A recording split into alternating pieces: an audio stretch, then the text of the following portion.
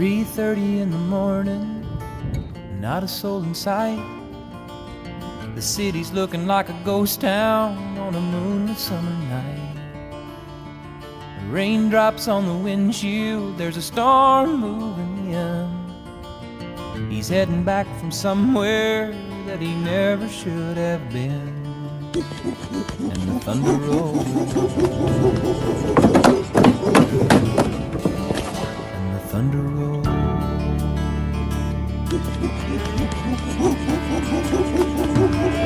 Every light's burning in a house across town. She's pacing by the telephone in her faded flannel gown, asking for a miracle, hoping she's not right, praying it's the weather that's kept him out all night. And the thunder rolls, and the thunder rolls. The thunder rolls and the lightning strikes. Another love grows cold on a sleepless night, as the storm blows all out of control. Deep in her heart, the thunder rolls.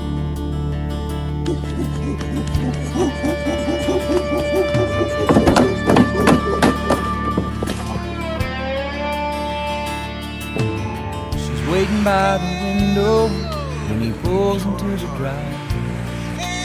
She rushes out to hold him, thankful he's alive. But all the wind and rain, a strange new perfume blows, and the lightning flashes in her eyes, and he knows that she knows. And the thunder rolls, and the thunder rolls. Thunder rolls and the lightning strikes. Another love grows cold on a sleepless night, as the storm blows on out of control. Deep in her heart, the thunder rolls.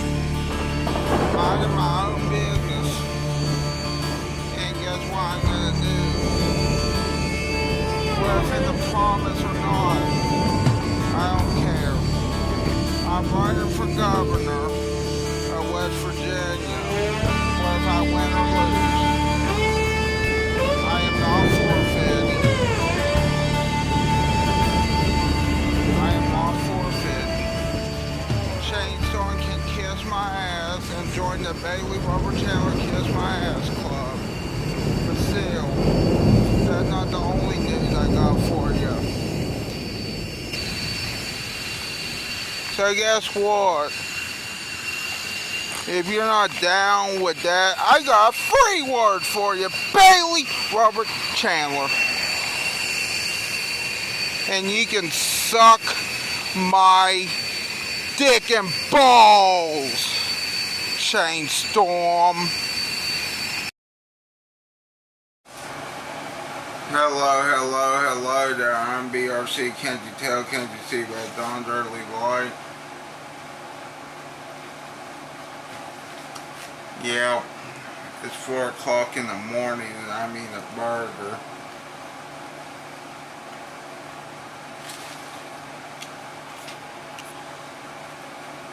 Last night, which was August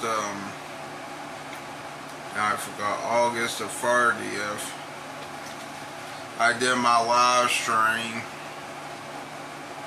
and I fell asleep during the live stream. Like, I think that live stream went on for 4 hours, but most of it didn't show any more video on YouTube. Yeah, that looked last night.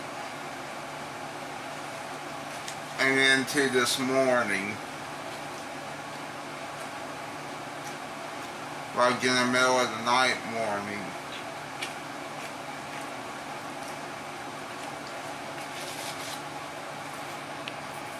That live stream was on Facebook.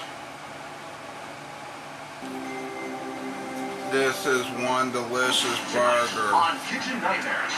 No one cares. I mean, I do care about Kitchen Nightmares since they're coming back, but I can't play the video. Anyway, this is one tasty burger. Just saying. It's got mozzarella cheese sticks, like the fried one. It's got other stuff on it.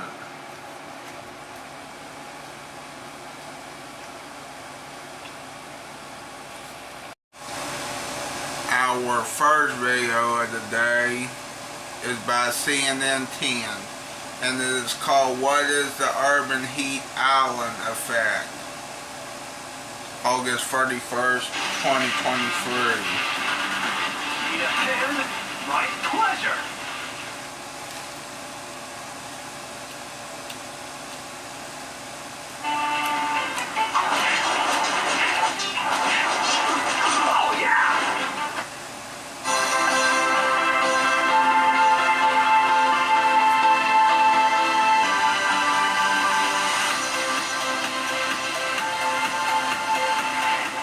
Sunshine. Happy Friday Eve. It's Thursday, August 31st. A great day to be brave, to be better, to be lean, and most importantly, be beautiful. I'm Coy Wire. This is CNN 10, and we start with the latest on Hurricane Idalia. The powerful storm made landfall in Florida yesterday with heavy rain and winds of 110 miles per hour. It's the strongest hurricane in at least 125 years to hit Florida's Big Bend region of the Gulf Coast. This was the state's third hurricane in the past 12 months. Right before it made landfall, Idalia experienced what's called an extreme rapid intensification. That's when winds increased by more than 35 miles per hour within a 24-hour span. Scientists say that's becoming more and more common due to warm water temperatures. Idalia jumped from a Category 1 to a Category 4, the second highest rating on the Saffir-Simpson hurricane wind scale. It then dropped back to a Category 3 before hitting land. It pushed water onto shore in a record-setting storm surge. It also cut off power to hundreds of thousands of people. And check this out. Pilots caught this rare footage while evacuating an airbase ahead of the storm. That's not lightning. It's an uncommon weather event, an electrical phenomenon known as St. Elmo's fire. After the fast-moving storm passed through, the recovery and cleanup effort began right away. We are in Pinellas County, just on the other side of Tampa Bay, where there's still some flooding concerns for a part of the city. The mayor tells me that they're still waiting for some of this water to recede so that officials get a clearer picture of the kind of damage that they're dealing with here. Jerry, if you can show them just up the street from where we are here along the coastline, you can see one emergency crew is out here on a pickup truck. They've been driving up and down. A little bit further up the street out here, we're told some streets up there are pretty blocked off. Cars really can't get in and out of that area. We are in Gulfport, again, a part of Pinellas County, where we expected a lot of this storm surge to take hold. It was the one thing really that emergency officials across the Tampa Bay area and Pinellas County were really worried about. They didn't want folks to be out here doing exactly what they're doing, at least earlier in the day, because we still were going to have all of this water coming in off the coastline out here. We've had a little bit of rain, although much of that has since cleared, and so officials really were just telling folks really stay at home, stay away from this part of town, because we're still dealing with some significant flooding. The mayor tells me that a lot of the damage, again, does seem to have been more storm surge related than anything else. 10-second trivia. Leonids, Perseids, and Quadratids are all names of what? Meteor showers. Animal orders, meteor showers, or fields of mathematics. Meteor showers. Shower me with a show of hands if you said meteor showers. These types occur in different parts of the year.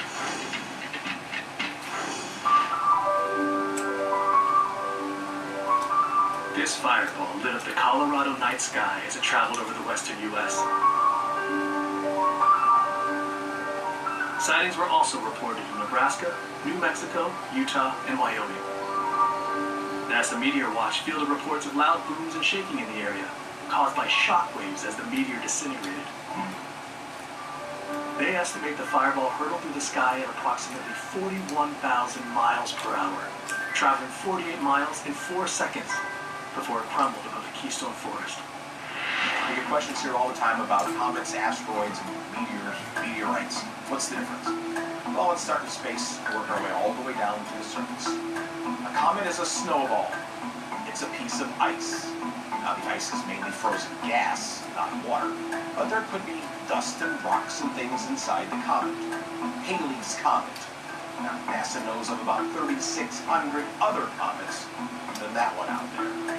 Closer in the asteroid belt, these are rocks, not gas. They could be metal as well, but they are hard surfaces. And sometimes they come out of the asteroid belt, get closer to the surface of the Earth, or at least our atmosphere. If one or a piece of a smaller one, called a meteoroid, hits the surface of the atmosphere, it turns into a meteor. It gets bright because it hits our atmosphere and begins to burn up. It doesn't make its way all the way down to the surface. It turns into a shooting star. Now, if it does make its way all the way down to the surface of the Earth and hits the ground and you can pick it up, that is a meteorite. Have you ever heard of urban heat islands? If you live in a big city, you know how hot it can get in the summer, especially with all that heat radiating up off the concrete and asphalt.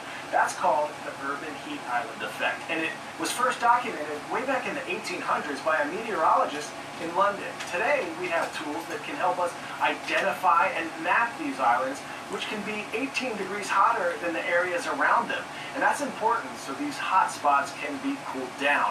And that's exactly what the architects in our next story are trying to do. In one study, the city had temperatures over 150, 160 degrees. We're cooking vast swaths of our city well done every single day. Why are we accepting so little? Why are the people here tolerating this? Our cities are hot by design, but they don't have to be that way. Architects Keenan Gibbons and Salvador Lindquist are uncovering exactly how we're cooking our cities using specialized tools like this drone. I snap pictures in parallel, so I get a standard photo, and then you get an identical thermal one at the exact same time. And it's opened up a whole world that just didn't exist previously. Our cities are hotter than surrounding rural areas, sometimes 15 to 20 degrees hotter in extreme cases. Heat is amplified due to the different types of materials that you would commonly find in the city. Asphalt, concrete, reflective building surfaces. This is the urban heat island effect. Governments and organizations use satellites to measure heat distribution on a regional scale. The problem with that is that satellites can only understand heat at a 30 meter by 30 meter resolution. We're trying to find ways to understand the really highly localized impacts of heat. And the drone gets you right in there. I mean, you know that pavement was hot, but how hot? The drone moves in an automated, pre-calculated path. It's similar to, if you're a hockey fan, like a Zamboni machine. And takes tons of photos of a streetscape, About 2,400, 2,200 photos. allowing for 3D modeling and thermal comparison. It shows this area because it captures an intersection in any city USA. And so this is the Urban Heat Island material palette. The air temperature on this day was 84 degrees Fahrenheit. Shaded concrete was 89. Exposed concrete, 110 degrees Fahrenheit. So we're jumping 20 degrees. It's a full 30 degrees difference from the surface of the parking lot to the shade immediately behind me. But black bitumen rooftops are measuring upwards of 160 degrees Fahrenheit. Beef is considered cooked well done at 160 degrees. Heat is the leading cause of natural disaster-related deaths in the United States and likely the world.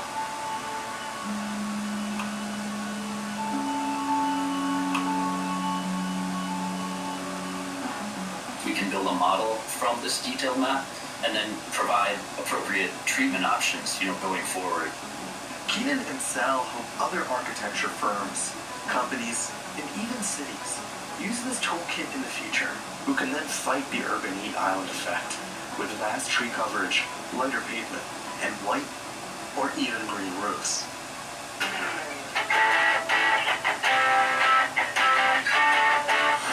Some cities have trouble mowing grass in hard-to-reach places, but America's GOAT talent. Have no fear, your eco-friendly grazers are here. The city of Chicago goaded these goats after they spent 2 weeks filling up on gasoline, clearing 7 acres of hard-to-reach vegetation around power lines. The city celebrated by giving them a driving tour around Chicago. These munching mowers are the greatest of all time, helping to prevent outages caused by overgrown power lines since 2019. Not bad at all. And some of the other greatest of all time, the students and teachers at Lewis and Clark Middle School in Meridian, Idaho. You get the shout out today. Make the most of your moments today. An ancient philosopher once said, we all have 2 lives. The second begins, though, when we realize we have just one. I'm Coy Wire, and I'll see you tomorrow.